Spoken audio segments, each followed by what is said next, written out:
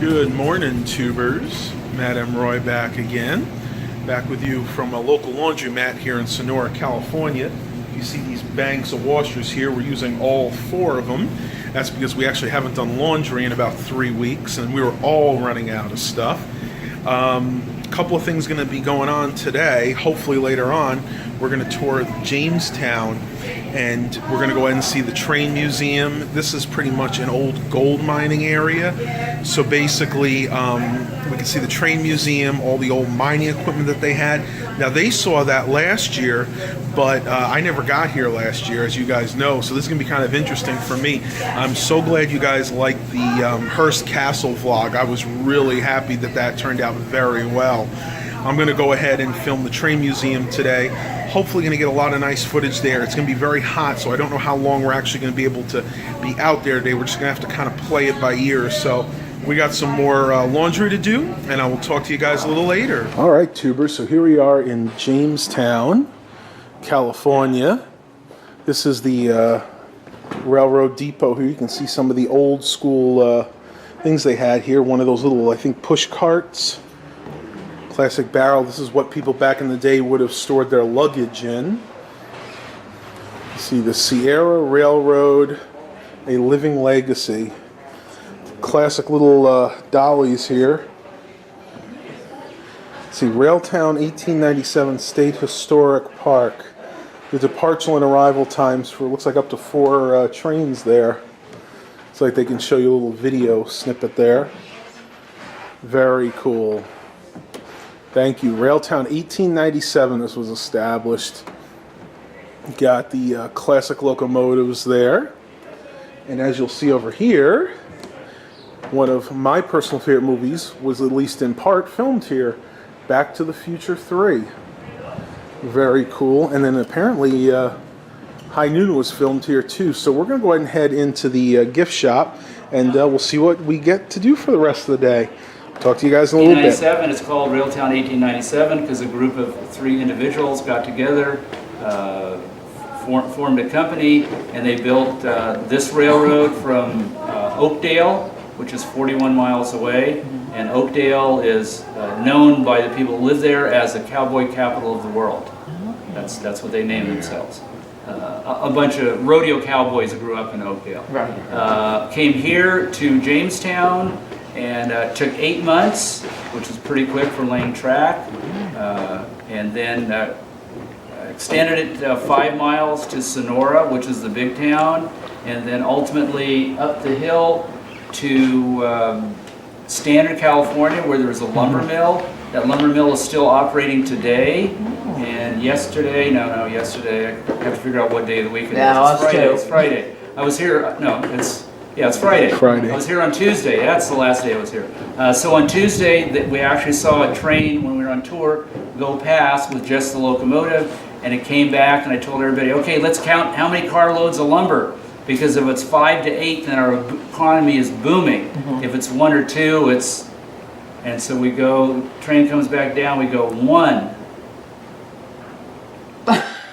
That was it. One carload of lumber.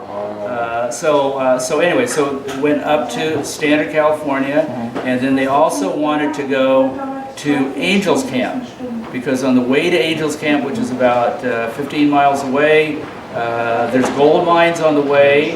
In Columbia, which is not very far from here, is a marble quarry. And one of the partners in this railroad had an interest in the marble quarry. And he thought that he was going to get a contract to build the mint in San Francisco. The government changed their mind about marble and built it out of granite.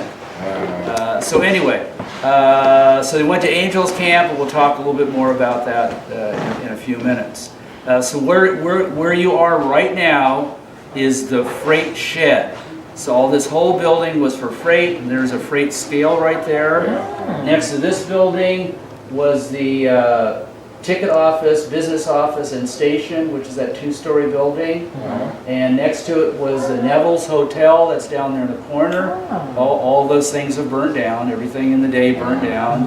There's some charred marks on here where the building next to it burned down. So The railroad arrives here in 1897, big celebration, and it changes the economy and the culture here.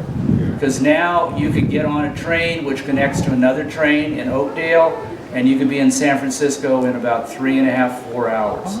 You could possibly be back the same night.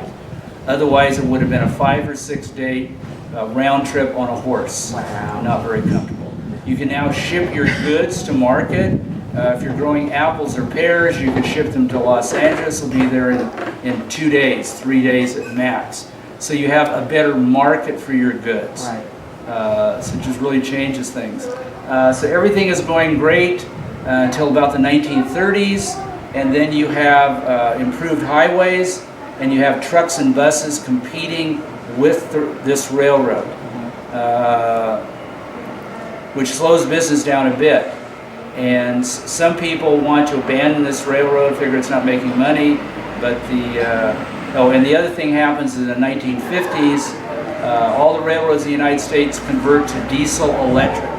So rather than steam, it's diesel electric, which is much simpler to maintain. Just a vast improvement. But the head shop foreman said to the owners of the railroad, that steam electric thing, that's just a passing fad, right? So we need to keep operating and maintaining the steam, and besides that, there's something that's contributing to the survival of this railroad, and that is, and if you follow my finger, I'm pointing at it. Why did this railroad continue to... Movies. Without turning around, he saw it. Movies, and then eventually TV. So that's what really saved this place. The significance of this place is this is the oldest continuously operating steam locomotive maintenance facility in the United States. Wow. There was others back where you guys live in Virginia that are older, but they either shut down during a war or a consolidation, or when everybody went to diesel, they scrapped those places, so they don't exist. In recent years, they've actually recreated some roundhouses for railroad museums in places that are like the center of a particular railroad. They will recreate. They did that. I was in Colorado last year, and it was a beautiful brick turntable, about 6 stalls, beautiful looking, say roundhouse, turntable, man power, Armstrong power, not electric or compressed air. And I asked the guy, I said, so how old is this roundhouse? And he goes, 4 years old.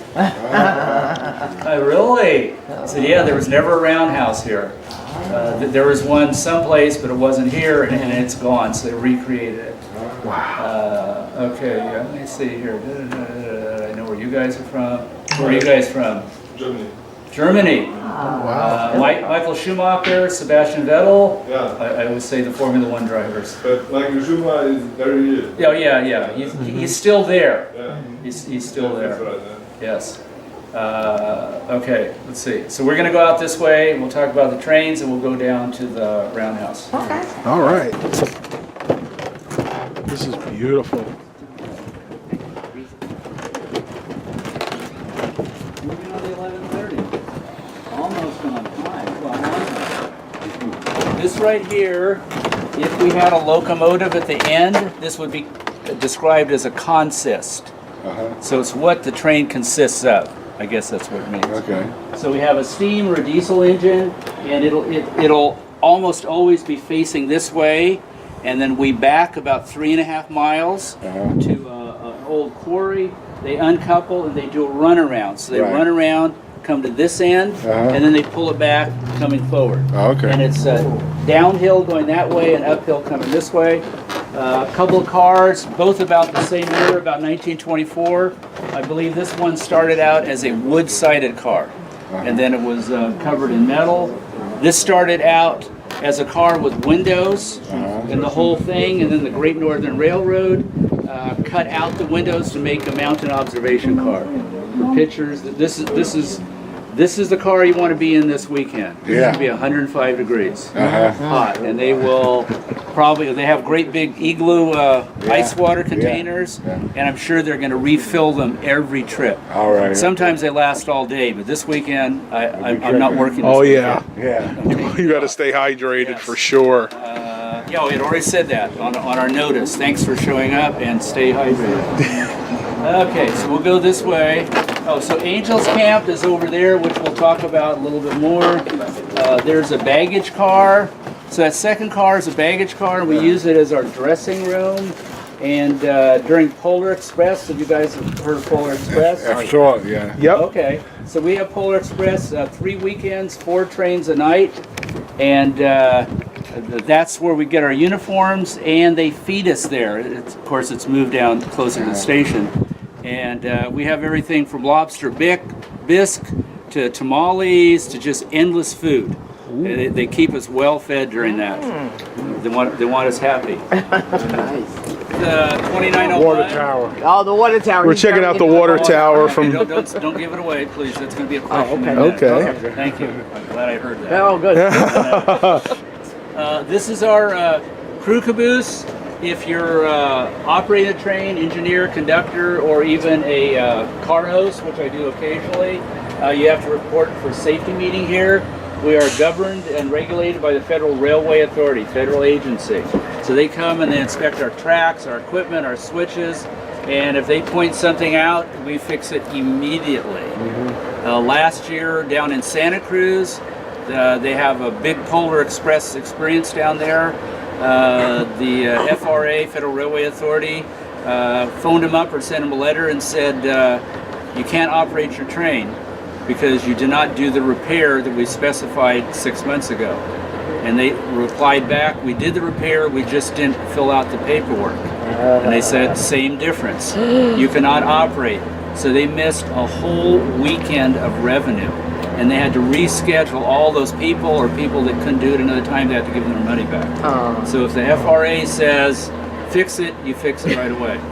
So anyway, so we show up here about 8:30 and listen to a nice boring safety lecture and sign a piece of paper that said that we attended the safety meeting and know the rule of the day and things like that. But the important thing about this is the 8 dozen donuts that are in it. That's the important thing. That's a good part. There's a water tower out there.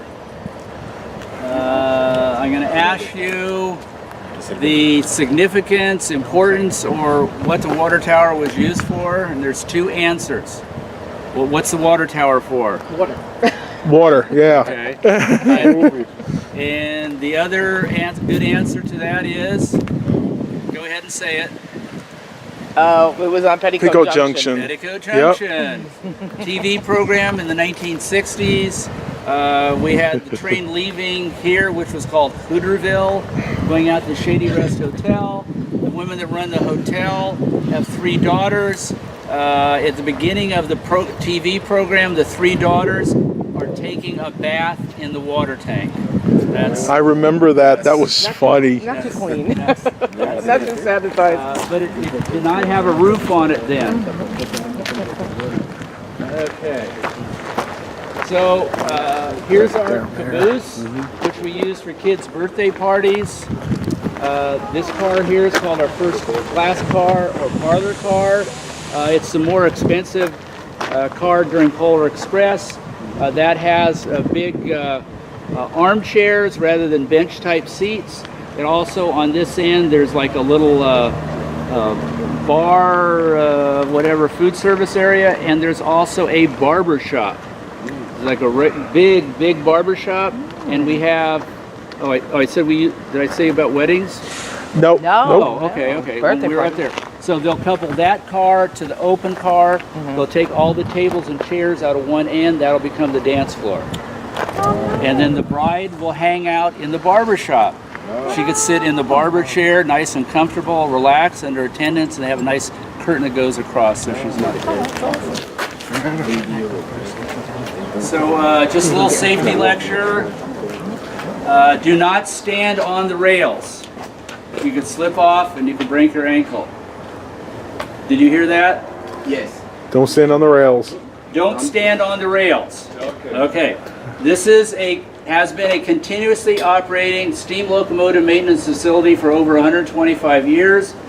All this dirt, grime, grease, and soot are original, and they're protected by the state of California. You are not allowed to take it home on your clothes.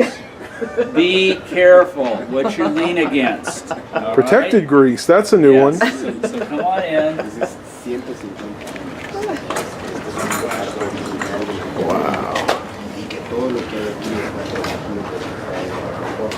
So come in, then I'll close the gate. Gorgeous. He make a joke Oh, yeah. about the grease over there. But that's protected by the state of California. You cannot take the grease with you. Sure, that guy's is protected grease. You can't take any of the stuff with you. So you could stand in front of it if you want to take pictures, or you could stand up there.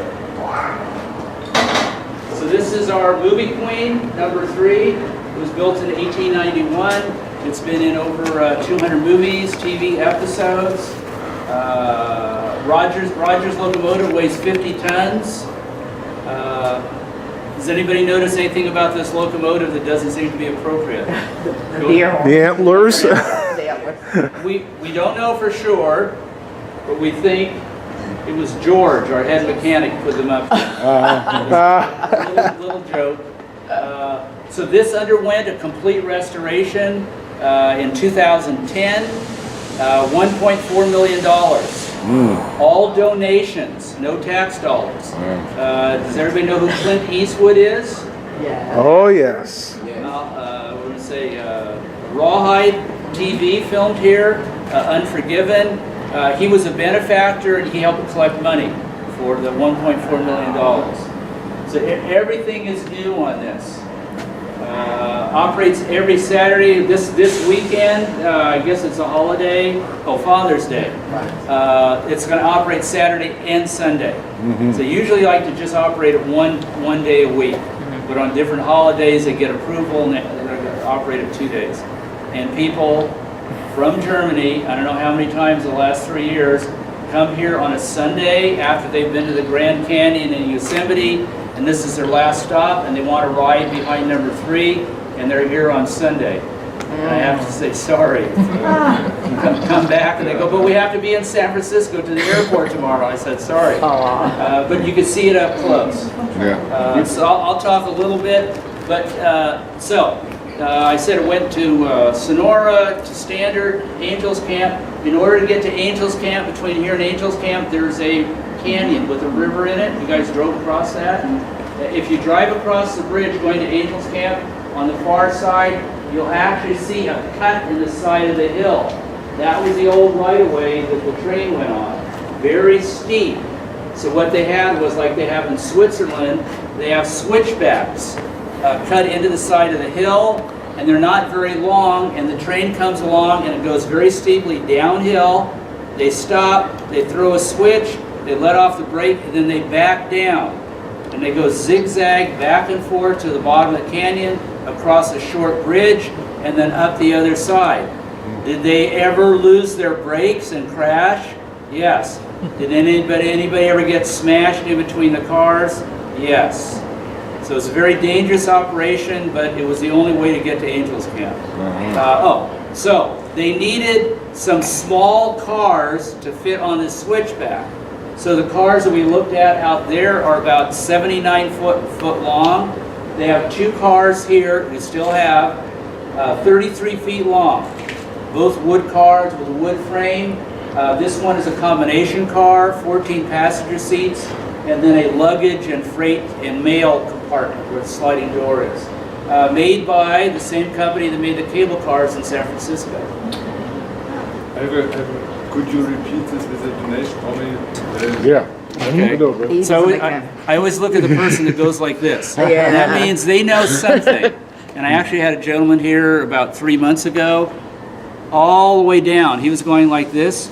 We got to number 34, and somebody asked me the most difficult question.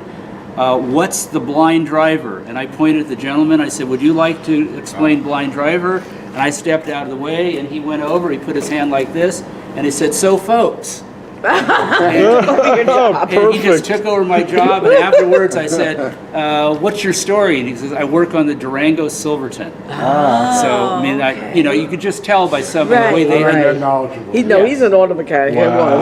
So what we have here is we have a fire in the firebox. This was originally a coal-fired engine. It was converted when it came to California because we didn't have any quality coal, but we had oil. So this is an oil burner. It just has a large flame. The flame goes through boiler tubes, and the tubes, there's about 140 of them. The tubes are surrounded by water. The steam goes to the steam dome, which is the second dome up there. Comes down to the valve body, and then it's directed, and we're actually going to see a little model of how that works. And then it goes to the piston, and the steam drives it back, and then forward. When this piston is coming forward, that piston is going back, and that's where you get the ch sound. Okay, this is. Can anybody tell me? It's the nomenclature. Or count the wheels. How many wheels does this locomotive have? Oh my gosh, a lot. Just the locomotive. 8, 16, 17, probably 24. 10. 10. 10. 10. I count 10. 4. Yeah. 4 pilot wheels, Yeah. and then 6 drive wheels. Okay. We don't count okay. anything else. Don't count it. No, we Gotcha. don't count beyond the cab. So this is called a 10-wheeler or a 460. Okay. The wheels are 52 inches in diameter. They have steel tires on the outside of the wheels, 52 inches in diameter. To figure how fast this will go, it's based on the wheel diameter. You add 10 to the wheel diameter, this could go 62 miles an hour. So if you look somewhere else in Sacramento, back east at a railroad museum, they'll have, or like the train I'm going to ride on next week, ex-California Sunlight Special 4449, has 79-inch wheels. Whoa. So that's a 90-mile-an-hour locomotive. Wow. We have the Flying Scotsman over in England, 102 miles an hour. Oh, my. Okay. So the drive system here, the piston pushing back and forth, and the drive rods, and there will be a test in about 1 minute. This is called, repeat after me, fast. Fast. Slide rod drive system. Slide rod drive system. Slide rod drive system. It's got no So, wheels. Is this a slide rod drive system? No, No. No, very Looks different. good. We Looks became railroad experts. this is a gear drive. I'm looking, he's with you, and there's a lady with him. Okay, he's just filming. He's just looking at number This 3. is called a shade type locomotive. That's the type. It's used in logging operations. We have 3 pistons over here. That's an air compressor, doesn't matter. 3 pistons turning over a giant crankshaft. There's a crankshaft right over there. There's one outside. And this is called a 3-truck shade. They're usually 2-truck shades, but this is just a really big one. The front wheels, the front 4 wheels, which is called a truck, it pivots, goes around corners. The second set of drive wheels is under the cab. It also pivots. So this is like articulated. When it goes around a corner, the whole thing follows. It doesn't put stress on the tracks. And then there's 4 drive wheels under the tender. So even the tender has drive wheels. That engine gets about 6 gallons to the mile. That's its mileage. This uses about 18 gallons, 18 to 20, something like that. That's 50 ton. This is 107 tons. This is operational, but every piece of steam equipment there is in the United States has to be inspected every 1,472 operating days. And it doesn't matter whether you fire it up, that's considered a day. We're getting real close to that with this engine, and you don't want to get to that hours, because then you have to take it down and you have to rebuild it. We don't have the money to rebuild it, so we're not going to tear it down. So we're going to hold off. We do have another engine that's going to be operating hopefully this year, and possibly when that one is ready to go, we'll fire this up, and then we'll have, be still my heart, 3 operating steam engines here. Wow, that's incredible. We'll have a steam fest, and people like they did in Niles Canyon down in the Bay Area, when they celebrated the restoration of one of their engines, everybody brought their privately owned locomotives, because there are individuals that own their own locomotives. So those are the wheels there? No, the wheels are behind there. Oh, That's a gear. behind it. Oh, So, okay. yeah, so you Okay. can't even see. You can see the top of one Oh, I wheel see over it, there. yes. I see so it now. this sometimes all that drive system is underneath the train, but it's harder to maintain when it's you can't get to When you it. can't, Right, no okay. access. I Oh now I yeah. see where the wheels are. So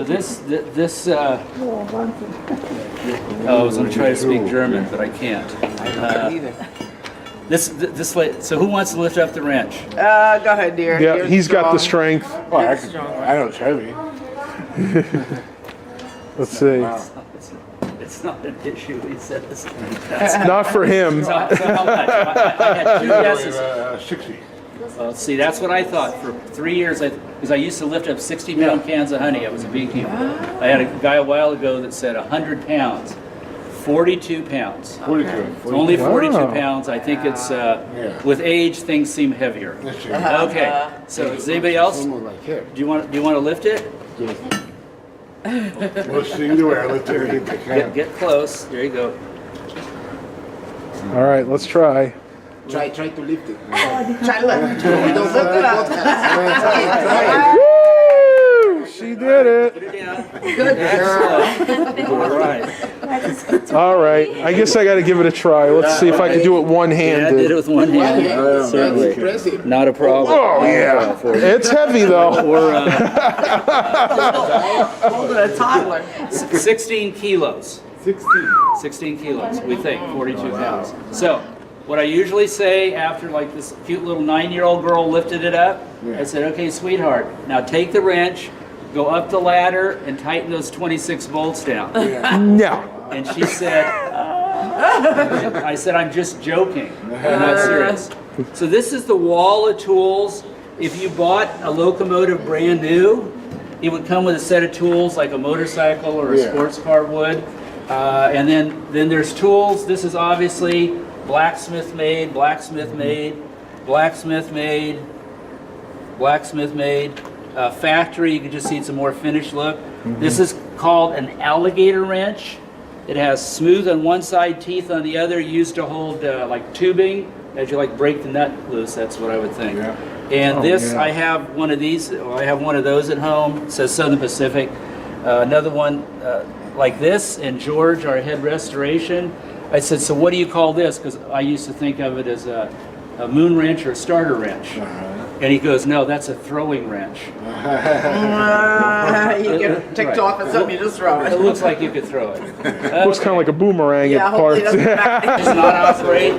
It doesn't belong to us. Somebody purchased it from the Sierra Railroad back in the 60s and then found out that he already had too many locomotives in his collection up in Oregon. So he left it here, then he sold it.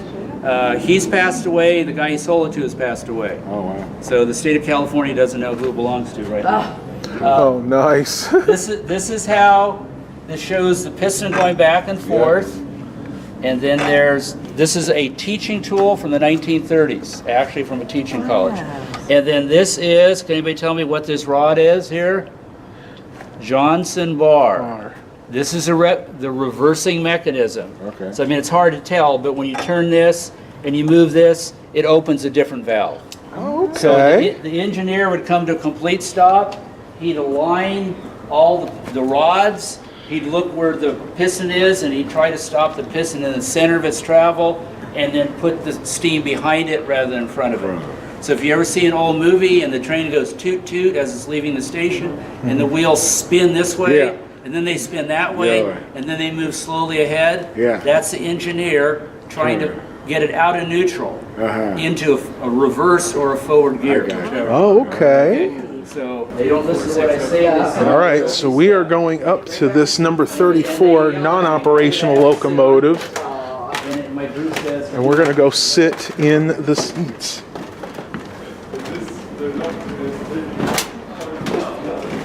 Oh, wow. I need to go sit in this seat. No le pertenece a este parque. Oh, that is so cool. Check this out. There's the Johnson bar, something called the sander. There's your brake when you'd see them just kind of. That must be the throttle. And you got, I think that's the horn right there. Oh no, Dad's got the horn right there. Whistle. Whistle. Woo-hoo! There's the boiler right there. So cool. There's an oil can. Let's see, gauge cocks. There. That's the throttle. Here's the throttle right here. You pull. Must be wood. That is so cool. And the top here, what's Didi, was das Hirsch? Very cool. Okay, no. Yeah. What were pipi? What were You can see the fire tubes. Yeah. So there's pipes in there it's just fire, but this is an oil burner, so all they have is a flame. There's not coal or anything. So fire goes through the tubes and heats the water. He's a fireman today. He doesn't have to shovel coal or wood. He just adds fuel. He adjusts the damper, like your fireplace damper. He mixes steam with the oil to make it vaporize, to make it burn more readily. Around the corner is the injector, because you have to force the water into the boiler, because the boiler is full of pressure.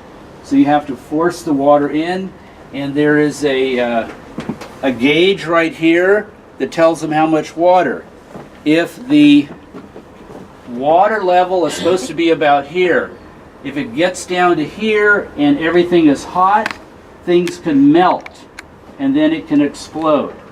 So he has to be very careful of how much water and how much heat, and he's watching the gauge there. So when the engineer, who in the United States is always on the right, in Europe it's different sides, when he goes to give it the throttle, because there's a hill, 15 minutes ago he added fuel and water. So he has to know what he's going to need as far as energy. Tomorrow, in that engine down there, it will be 100 degrees Fahrenheit, and it'll be 140 degrees in that seat. So it's going to be very, very hot. The hot seat. Very hot. Okay. Wow. So very simple instruction. It takes 2 hands. Okay. Take one hand and just take the slack out, Yeah. and then reach up about 2 feet, and then pull the rope down quickly, and then let go. But you have to get up there. There you go. Kind of pull all the way down. There you go. Okay. Pull really hard. Excellent. Excellent. Oh wow. We'll all ring the bell in another room. There's another bell. You got to ring the Bell bell. like that. There you go, Dad. You got to ring the bell. Yay! Woo! I had a couple in here about an hour ago, and the guy kept saying, "Let me get it one more time." Uh-huh. And the guy rang the bell about a dozen times. I'm only supposed to, because there might be somebody working in here, and like if they're working inside the boiler and they're right next door, you do not want to ring the bell. Because when you come back, I've never done it, but if you come back with your next tour, this rope The cut. is hanging up in the rafters. Hanging where you can see it to tell you don't do that. So about 1,000 gallons of oil and 500 gallons of water. So there'd be twice as much water as oil. Plane it went like this and said, "So folks," he said, "this has about a 20-foot wheelbase, which is from here to there. Right. When this and weighs 150 tons, I'm not sure. Very heavy. When it goes around a sharp curve, it wants to straighten the track out, or it wants to come off the track because this is rigid. Right. So the flange is what keeps the train on the track. Does that wheel have a flange? No. It's a blind driver. And that's a blind driver. And what it allows the train to do is to cheat and lets the front wheel go around the curve, the back wheel follow it, and the middle 2 wheels actually go just back and skate forth. across. Skate across it. They're still exerting force, still tractive effort, but they're not pressing on the track. Right. That's so ingenious. How people So incredible. what they have on railroads even today, they have devices either on the train or mounted on the rails that squirt oil on this surface, not this surface, but this surface, and then it sort of lets it slide. It lubricates it so it doesn't, because it'll wear out the track, and it'll wear out the rail. Our first trip of the year, last year, the people that own the rails that we ride on, they oiled the side of the rail, but the device that they had clamped to the rail wasn't adjusted correctly, and it oiled the top surface. And so I was driving a fire patrol, which is a little speeder car, gasoline-powered speeder, and I put on the brakes at the first intersection, and I accelerated through the intersection. Oh, my. And the guy who was the leader, he radioed the engine and said, we're having a trouble with our brakes. And the engineer said, it's not your brakes, it's oil on the track. The young man that was assaulting over there, he's okay because he used to work here, and he worked on the 28 project. So it's been about 2.5, 3 years. They replaced all the stay bolts, the boiler tubes, inside of the firebox, they cut out where the metal was eaten away. They replaced all the fire bricks. Wow. So it is ready to go. What they're doing right now is they're marrying the cab to the engine. Oh, okay. And I don't know, they had to do some modifying, I don't know why. On this one or another No, one? on number 28. On number 28. This one right 28. here, which has been in lots of movies, and it was our primary mover for while number 3 was being restored. Oh, okay. So he was just showing his family. So 28 used to be here, and we used to go up and look inside. Let me see. Oh, so about the 28. So this sheet metal right here, there, and there, that's all the used sheet metal. So on the outside where it says boiler, that's sheet metal, and underneath that, which they replaced, all brand new. And this is the material that's underneath it, and it's like a giant thermos. This is called carbon silicate, and it's like insulates at 1600 degrees. And so what it does is all that heat that's in there, it retains the heat, so it doesn't lose it to the atmosphere. Oh, wow. And then they wrap it with new sheet metal. Oh, wow. We had 3 guys who worked on the restoration of number 3 years ago, and they came and they formed and riveted all the new metal for number 28. And they're professional sheet metal workers, and they maintain the wine vats for Gallo Winery. Okay, so about 6 months ago, the number 28 project ran out of money. So all the money to restore it ran out early. And so the 3 guys that were doing that job, they asked permission from their trade union. Can we complete the project without pay, without compensation? Wow. So they donated their time. They got permission from their trade union to do work for free. Right. So it is finished now, and I'm sure they're going to get Excellent. free train rides Yeah. Oh. for their family Awesome. for a long time. That would be Okay, really cool. so in order so that this pit here, the inspection pit, is covered up, we move this piece of equipment from underneath the shed. This is the oldest piece of rolling stock we have here. This was built in 1868, older than our old engine. This was actually used back east, I forgot what railroad it was, and it carried immigrants from New York City to the Midwest. That's what it did mostly. So, I told you the movie companies loved the short cars, because they could fit them in a shot with 2 short cars and the caboose and all that. But some movie wrote us a letter and said, that's nice, except we want to film somebody walking up and down a long car. Can you please acquire a long car? Yeah. So the railroad went out, I think this is about 60 feet long, and they purchased this car, and the last thing that was in, it was labeled Central Pacific Railroad. The date is 1952. The actor and actress is Gary Cooper and Grace Kelly. The name of the movie is? God, if my brother was here, he could tell you in a minute. I'm not but I have sure. No idea. It was right behind you when we were in the waiting room. I know it. I just can't remember the name of It's it. almost lunchtime. High noon? High Noon. High Noon. Yeah, High Noon. you're right. High Noon. High Noon. Grace Kelly sat in the middle window on this side, or the other Oh, side. wow. Depends how you're looking at it. So it's a shoot 'em up cowboy western. High noon, you ever see that? Yeah. They filmed it. Filmed Yes. Grace Kelly sat in the middle window. Yeah, Right there. the middle window. So this is one of the 2 cars that were for the Angels Camp Branch. It's only 33 feet long, all wood. We don't go in it. We let kids go in it because they're not very heavy. Right. So one day I had a group of senior individuals, 80, 90 years old, walkers, canes. Little old lady comes up, and before they clean this machine, there was grease about this high end here. Oh, This yeah. is for making sticks of grease, like to go into grease guns. And the little old lady goes like this and says, "What's this?" And I had to take my handkerchief. I didn't have any paper towels. take my handkerchief and clean her finger and say, "Sweetheart, don't put your finger in your eye. I'm sure it's not toxic." Fingers crossed. Yeah, right. So that was a little story. So supposedly they're cleaning it up, and maybe they're going to make it work someday.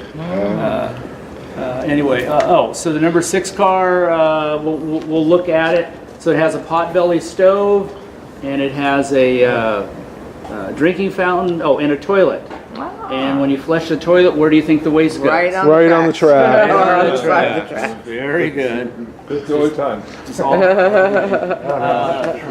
Does anybody know what those chains are for? There's chains from there down to there. I hope it's not to hold it together. That's what I'm thinking, yeah, to Coming off. Okay. But there's a car, no? Yeah, we're going to go around. Okay. Yeah, we'll see that. make sure the body doesn't detach. Yes. Yeah. So I'm surprised the not body sits on pins, big pins, and it's not bolted down, so it rocks and it goes around a corner. Because if it wasn't loose, it would move like this and go like that. So it moves back and forth. But in order to not have it fall off, they hold it on with the chains. I'm surprised Wow. it's slack right there. Yeah. Oh, yeah. Well, I guess they have to have that much movement. Yeah. And you'll actually see those in movies when you watch an old movie.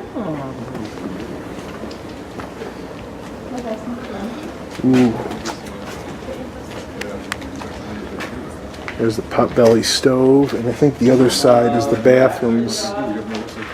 Very Forge, cool. and they'll bend metal for the kids to show them what a blacksmith does, Yeah. and cut the metal. And we don't have any little kids, but about 2 years ago, I had a pretty big group, and there was a 2-year-old girl in the parents' arms, which I knew was not going to last forever. And Dad set her down right here. And there was about 2 inches of coal dust in here. It hadn't been cleaned up in a long time. And the sweetheart ran like this and then tripped face first into the coal dust. And then she did a snow angel in the coal dust. Oh my gosh. I gave the family a garbage bag. And they put it over her head, cut a hole, and put her in her car seat all the way back to Santa Rosa. Oh my God. 3 hours away. And luckily, hopefully their air conditioner worked. So do you have like just one blacksmith, or you have Oh, a no, couple? 2. No, there's Okay. 2. There's one that.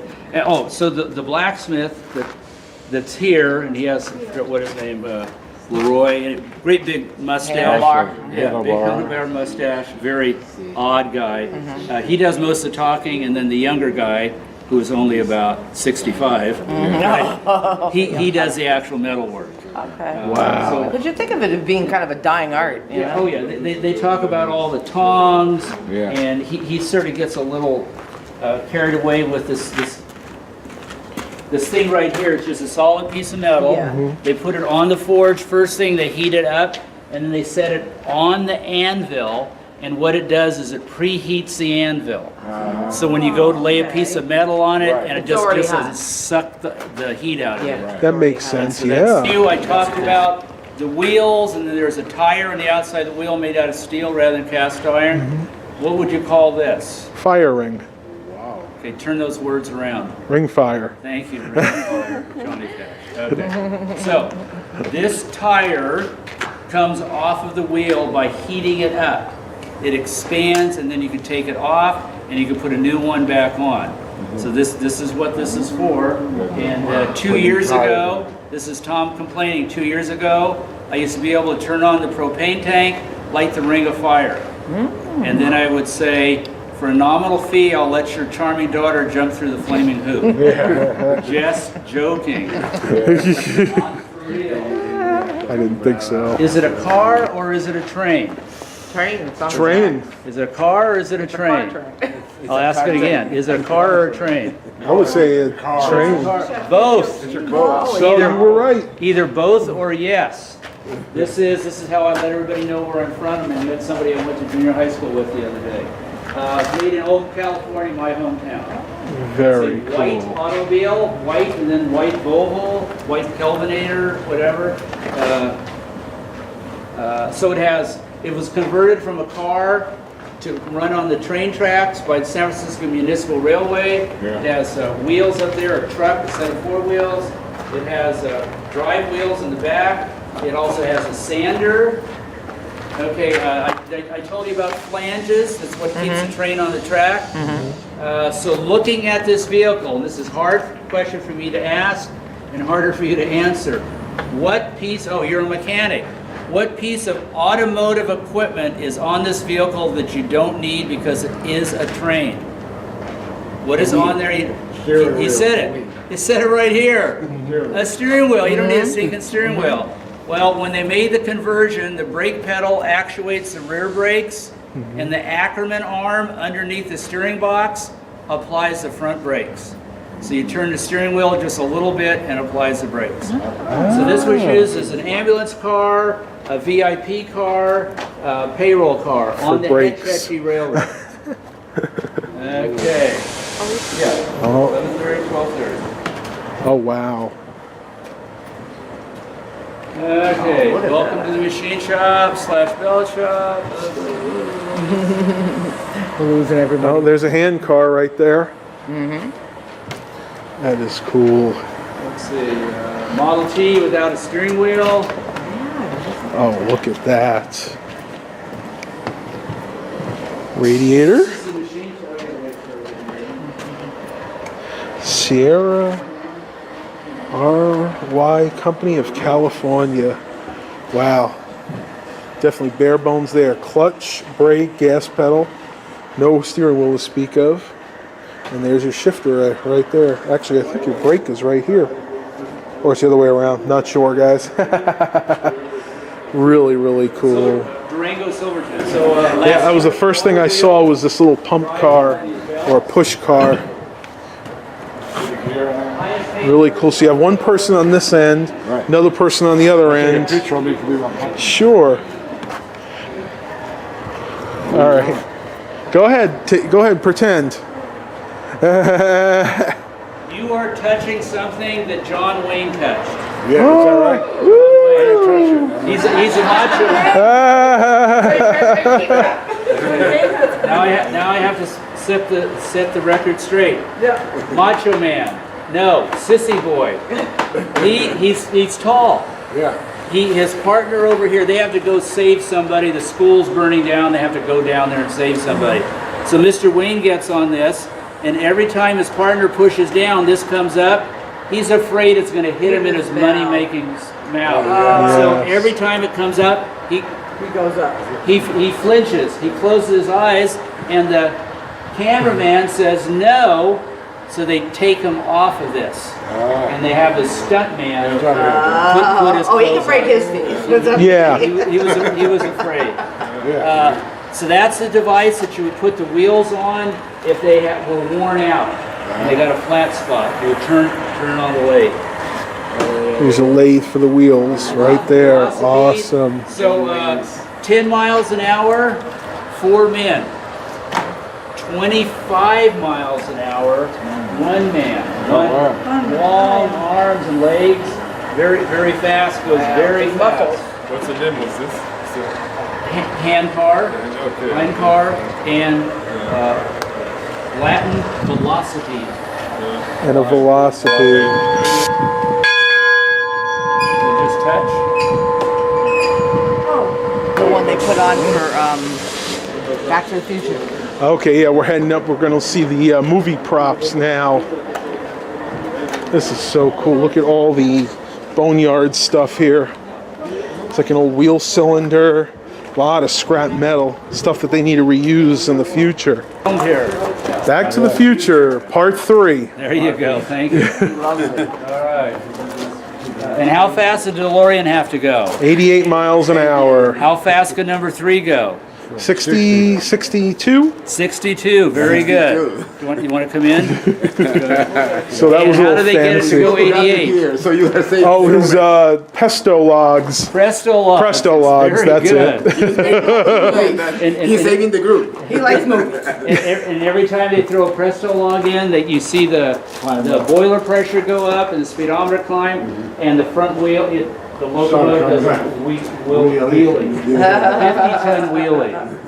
So this is the actual thing that Yeah. Michael J. Fox. Michael J. Fox, no, it's Marty. Marty, yeah. They swung from the horse to here, and so there's the movie storyboard over there. That shows what the movie director wanted to see. And so this was actually mounted on a flat car. It was never really an after caboose. So if you watch it, I laughed the other day, the camera is somehow secured like this. And all you see is that much. You never see the rest of it because there's nothing there. They get off and they go through there. What else? So we have everything. Gunsmoke. What are we here? Bonanza. Little House on the Prairie. Everybody's seen Little House? Yeah. Wild Wild West. So for 2.5 years, I've been making fun of the A-Team being on a steam train. So the other night, I finished watching some English, British detective programs, and I was looking for something else to watch. And all Oh of a my sudden, goodness. there's the A-Team. Look at that, guys. And they're A track firing on the number to nothing. 3. Number 3 So is cool. taking wild horses. Here are the different smokestacks that they used in various films. So I finally actually saw it. The Virginian stack. The stack was built in 1929 for the Virginian and used on Sierra number 3 between 29 and 32. Yes. Used on number 30 in 1937 for north of the Rio Grande after number 3 returned for service in 1948. It was regularly in films until the mid-1980s. What they'll do is they'll put some stacks on the different trains to make them look like they're from different eras. Very, very, very cool. All right, tubers. Well, this is it. If for those of you guys that are really, really into Back to the Future Part 3, when it blew up, this is the one that blew up. That is so cool. You don't get to see this kind of stuff every day. The significance of this park is that this turntable and roundhouse is the oldest continuously operating steam locomotive maintenance roundhouse in the United States. The reason it's still operating most likely is because the movies and TV programs that were filmed here, from the early teen silent movies up until Back to the Future in 1990 something.